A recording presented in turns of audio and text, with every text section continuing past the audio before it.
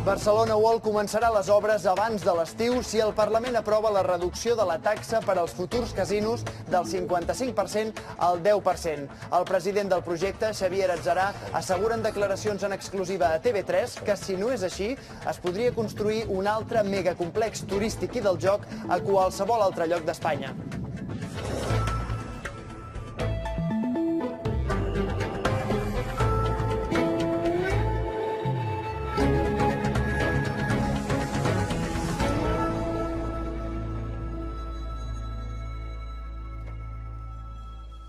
Bona nit. Després de la retirada del projecte Eurovegas de Catalunya i de Madrid, l'impuls per tirar endavant Barcelona World es manté. Així ho ha explicat en primícia a TV3 el president del projecte, Xavier Atzarà. Barcelona World ha de ser un megacomplex hoteler, comercial i de casinos i començarà les seves obres abans de l'estiu i entrarà en funcionament parcial el 2016. Això si abans el Parlament de Catalunya aprova reduir la taxa amb què grava els casinos del 55% al 10%. El grup Veremonte, de l'empresari valencià Enrique Bañuelos, és qui lidera aquest projecte que s'hauria de construir entre Vila-seca i Salou.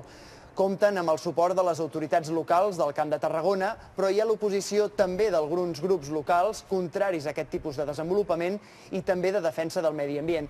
Al grup inversor s'hi han sumat empreses hoteleres com Meliá, l'empresa italiana que hi ha al darrere de PortAventura o el holding de casinos xinès Melco.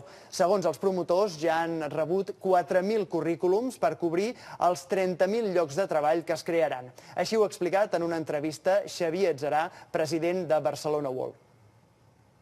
Estem convençuts que si nosaltres, si el Parlament al final legítimament decidís que aquest no és un projecte per Catalunya, hi hauria algun dels nostres competidors que aprofitaria, per exemple, el marc legal que hi ha en altres llocs com a Madrid per desenvolupar allà el projecte. I nosaltres pensem que tenim, perquè vam començar fa 2 anys a treballar-lo, tenim la possibilitat de ser capdavanters i, per tant, l'avantatge de liderar des de Catalunya aquest projecte.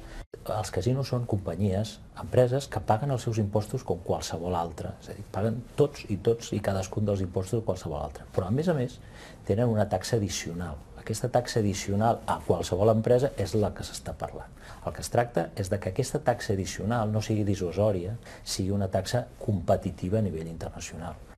El nostre objectiu, si tot anés perfecte, és intentar començar a moure terres abans de l'estiu, abans d'aquest estiu, i a partir d'aquí els endarreriments que hi pugui haver són els que haurem d'anar assumint en el projecte.